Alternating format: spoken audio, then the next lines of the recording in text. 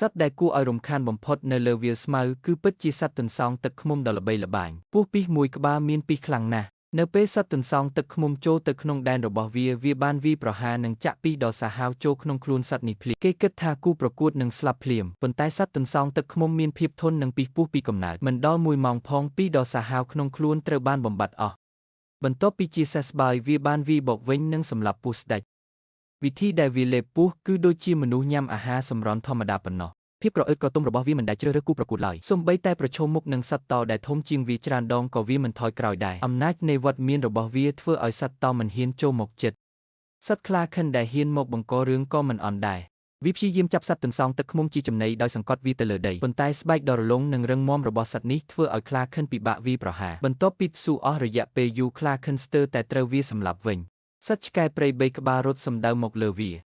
ទោះបីពិបាកសម្លាប់វាក៏ដោយវានៅតែជាបញ្ហាដ៏ធំមួយ